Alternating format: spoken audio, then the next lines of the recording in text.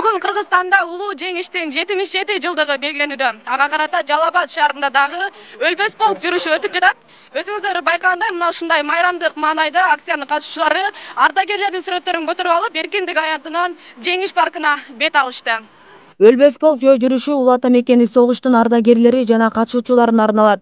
Иш-чарада ардагерлердин эрдиги даңкталып, патриоттук согуш ырлары ырдалды. Акциянын башында президенттин Жалал Абад облусундагы ыйгарым укуктуу өкүлү Абсаттар Сыргабаев, Жалал Абад шаарынын мэри Эрнисбек Ормоков, шаардык кеңештин төрагасы Нуртилек Орозбаев жана мекеме ишканалардын жетекчилери туруп, Жеңиш паркына чейин жөө жүрүп келишти.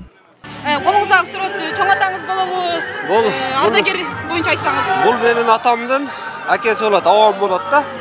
Согушка барып, Кудай кааласа багы жакшы ийгиликтер менен келген. А бүгүнкү 9 май Кудай кааласа көңүлдөгүдөй эле өтүп атат.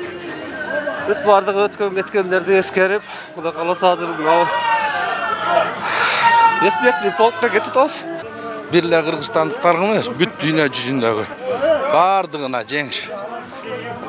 Илгерки СССРдин бардыгына жеңиш күнү менен куттуктайм. Кыргызстаныбызда эч качан уруш болбосун, тынччылык болсун, заманыбыз тынч болсун. Андан соң улуу ата мекендик согуштун ардагерлери, жергиликтүү бийлик өкүлдөрү, өлбөс полктун катышуучулары жеңиш эс алуу багындагы кайгырган эне эстелигине гүл чамбар жана гүлдөрдү коюшту.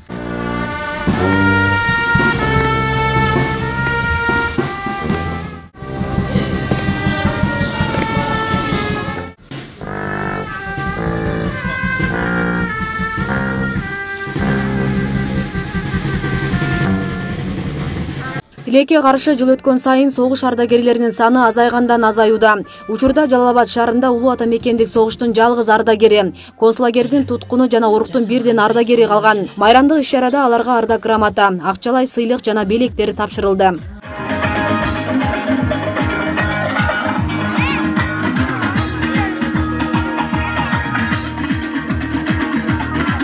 Замечательный, многострадальный народу Киргизстану. Спасибо. Спасибо вам за дружбу Советским Союзом. Жергиликтүү бюджеттен биз акча каражатын бөлүп бердик. Үй тиричилигине керектелүүчү буюмдар керек экен, аны дагы бөлүп берип, азыркы тапшырдык да элдин астындачы. Эми буларга биз өмүр тилейбиз, ден соолук каалайбыз.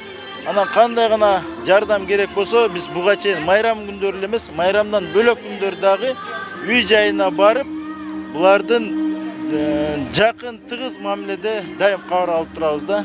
Биздин мекендештер, биздин ардактуу ардагерлер, сиздердин бизге алып келген жеңишиңиздерди биз эч качан унутпайбыз. Биздин ушул согушка катышып, курман болгон биздин ардактуу ардагерлерибизге Жалал Абад шаардык кеңешинин депутаттарынын жана жеке өзүмдүн атымдан терең таазим этебиз. Баарыңыздардын жеңиш күнүңүздөр менен, майрамыңыздар менен.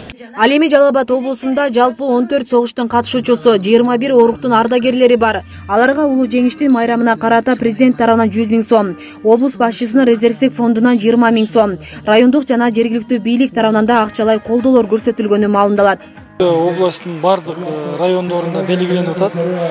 Жогорку деңгээлде белгиленип, ар бир район шаардагы ардагерлерди үйүнө барып куттуктап, элди куттуктап, ушундай жеңиш күнүн жогорку деңгээлде ар бир районда белгиленип атат. Улуу ата мекендик согуштун аяктаганына быйыл 77 жыл. Майданга 350 000ден ашык кыргызстандык барып, 90 000дей курман болгон. Асия Сыдыкова, Аскар Мамат Исаков, Регион телеканалы.